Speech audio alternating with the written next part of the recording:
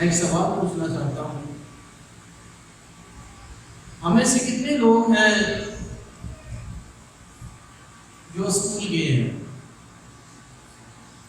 تقریباً سبھی۔ کوئی ایسا تو نہیں جو کبھی اسکول نہیں گیا؟ شاید ہی کوئی ہو۔ بہرحال ایک مثال دینا چاہتا ہوں کہ جب بھی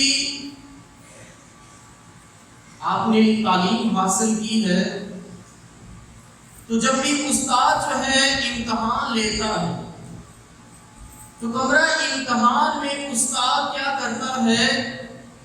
خاموش رہتا ہے۔ کوسچن پیپر دینے کے بعد خاموش رہتا ہے اور پھر کیا دیکھتا ہے کہ اب اس کے طلباء اور طالبات، اس کے اسٹوڈنٹس جو ہے اس پیپر کو کیسے حل کرتے ہیں، ان تمام تر سوالات کے جواب جو ہے وہ کیسے دیتے ہیں۔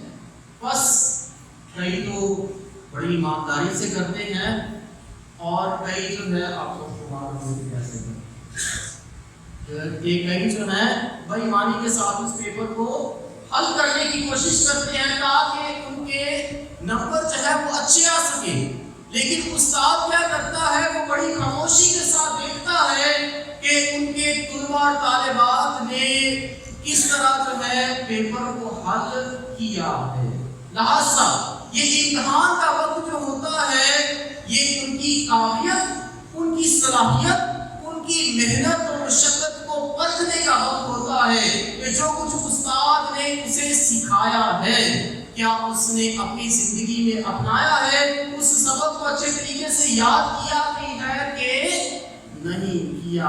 اسی طرح انسان کی زندگی میں ہوتا ہے، جب انسان کی زندگی میں بیماری آ جائے، پریشانی آ جائے، دکھ آ جائے، کہ جو کلام جو ہم نے یہاں سے ایمان کی باتیں سیکھی ہے اس کو ہم جو ہے کیسے اپنی زندگی میں پورا کرتے ہیں، کہ یہ کلام جو ہمیں ایمان سکھاتا ہے، صبر سکھاتا ہے، محبت سکھاتا ہے، برداشت سکھاتا ہے، حلیمی سکھاتا ہے، اس کو ہم کیسے اپنی زندگی میں پورا کرتے ہیں کہ جب بھی ہماری زندگی میں پریشانی آتی ہے، دکھ آتے ہیں، مسائل آتے ہیں اور یہ امتحان ہی کی گھڑی ہوتی ہے کہ ہم اس کلام کو اپنی زندگی میں کیسے لیتے ہیں۔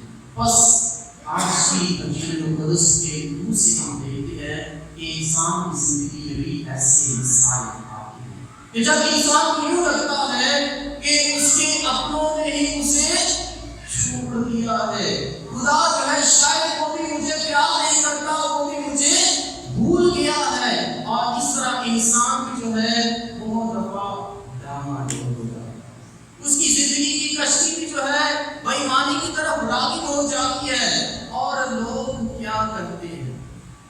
اس کی مثال میں دیکھتے ہیں کہ لوگ جو ہے پریشان ہو جاتے ہیں، مہمان ہو جاتے ہیں۔